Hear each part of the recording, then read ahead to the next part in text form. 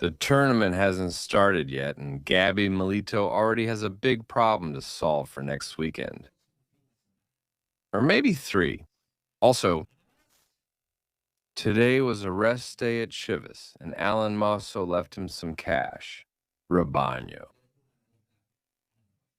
Stay here with me. Let's talk about this and other topics coming up next. I'm Jesus Bernal, and I thank all of you for your attention. Thank you so much for being here with me to talk about the latest news regarding the Chivas team and these topics at the start of the tournament.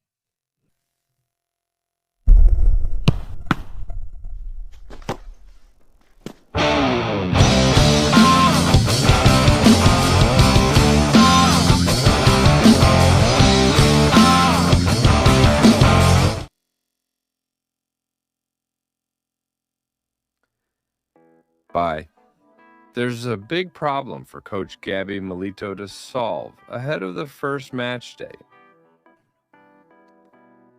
And that's that the team will have, or it seems like they'll have, 3 injured players for this first match.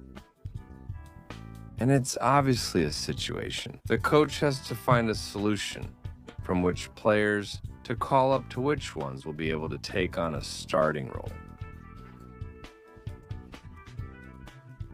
Who are the 3 absences? There's Diego Campillo's absence. We already knew about that one. And he wasn't able to get any minutes during the preseason. There's Ruben El Oso Gonzalez's absence as well, which we also already knew about, and he won't be able to get any minutes during the preseason. And then there's the case of Gilberto El Tiba Sepulveda, who got injured yesterday. At least for now. There's still no medical report about it, but things aren't looking good at all. So there are 3 players, 2 of whom are starters and 1 was on the bench.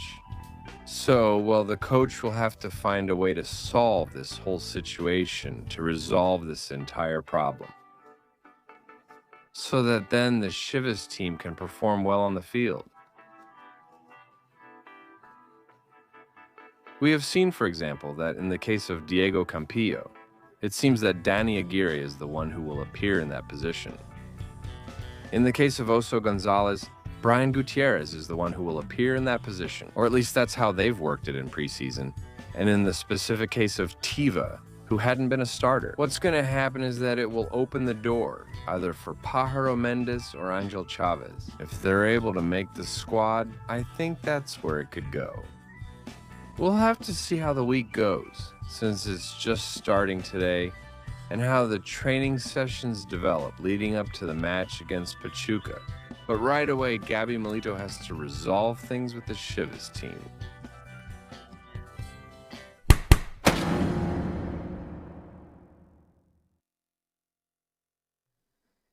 And the issue with Alan Mosso about this player's departure ends up leaving a bit of money for the Sacred Herd. Although in the end, the move happens as a loan and not as a sale, as Chivas might have wanted. A 1-year loan with an option to buy. Guadalajara covers most of the player's salary. If things end up this way, either way, the loan comes with a fee. There, Chivas will receive some money from the Pachuca team, in addition to freeing up part of the player's salary. And I still see a lot of people who are upset about Alan Mosso. Honestly, I don't get it. I don't understand why. Why are they upset about Mosso leaving? When? Well, he was a player who did have some good moments, who did score a goal against America in a semifinal. He was very much a crowd pleaser too, it has to be said. He knew how to win over the fans and the people. But his last year at Chivas was really bad.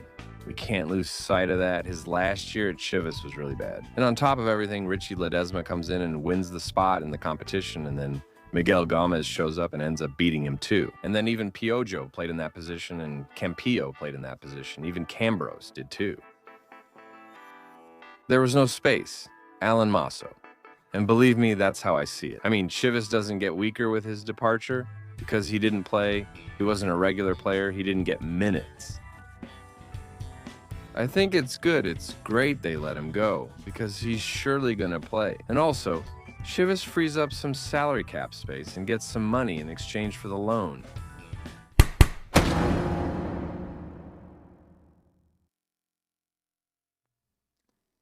As I understand, Chivas has received it.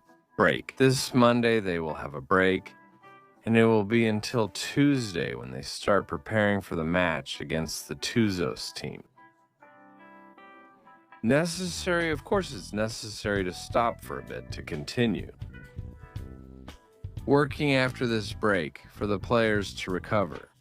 They were 2 exhausting days, with a couple of consecutive games, with the team training since January 1st. I mean, several things, and as I always tell you, it's not like the coaching staff just comes up with these things overnight. This morning we rest. No, everything is planned, everything is scheduled. We make macrocycles, mesocycles, and microcycles to precisely define this whole situation, how things are going to turn out then. In that sense, today it has been decided that Chivas will take a break for a bit. The players will take a breather, and tomorrow they will report back to work.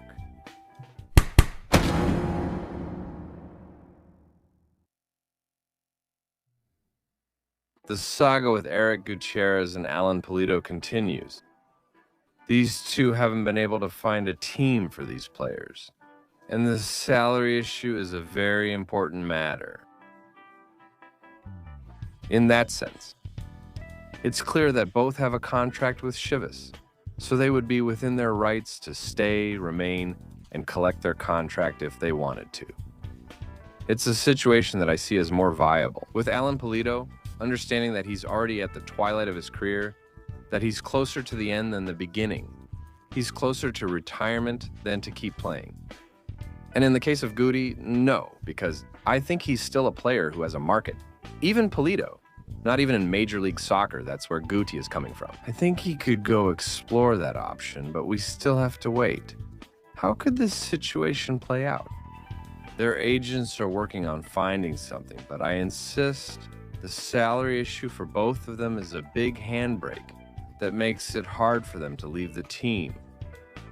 We can't forget that Pulido was brought in as a Major League Soccer franchise player. They have to pay him a lot of money, and in Guti's case, he was brought in from Europe. So, yeah, it's a situation where I get the impression it's going to end up like Alan Moser's case.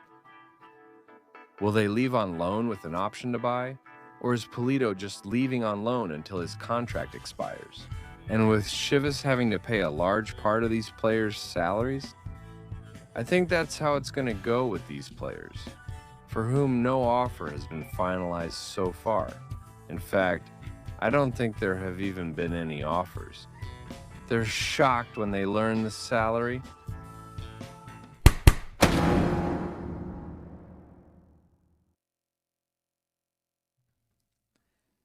And for the Chivas team, this tournament is very important. All of them are, but obviously, considering what recently happened with America's 3 consecutive championships. And then came Toluca's 2 consecutive championships. Chivas is now 1 title away from being 3rd most successful, not 2nd, since Toluca has caught up. The only way to fix this is by becoming champions. There's no other way. When you don't win the championship, are you risking America pulling further ahead or Toluca surpassing you? And now you have to start thinking that Cruz Azul might catch up to you, Tigres might catch up to you. Everything is starting to get tighter. So yes, for Guadalajara, it's super important to win the championship as soon as possible. It's the only way to stop the teams that are lurking there. And those that have already surpassed Chivas, like America, it's by winning the championship. And I think Chivas has what it takes to compete. They did it last tournament, they competed. They were just 1 missed penalty away from advancing to the semifinals. So now, with 3 more reinforcements, plus the players coming up from the youth academy, I think the team has to be back up there. Ultimately, this is a numbers game. The more times you qualify for the playoffs, it's obvious that you have more chances to become champion. It's gonna show up, it's super important, so let's see. I think Chivas has what it takes, Chivas is in a position to achieve it. Hopefully everything lines up so that the Herd can win their 13th title.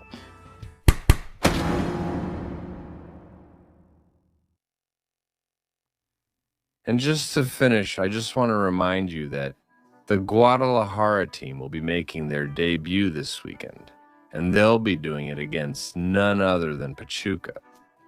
The match is scheduled for 5 in the afternoon Central Mexico time. That's when the game will be on Amazon Prime Video. In the United States and Canada, the match is at 6 post-meridian Eastern and 3 post-meridian Pacific time. And you'll be able to watch it on Telemundo or Peacock, which are the broadcasters that own the rights to Chivas in the United States. All right, we'll leave this video here. Thank you so much for your attention. Keep subscribing, commenting, sharing, and liking, and I'll see you next time. I'm Jesus Bernal. Goodbye, goodbye.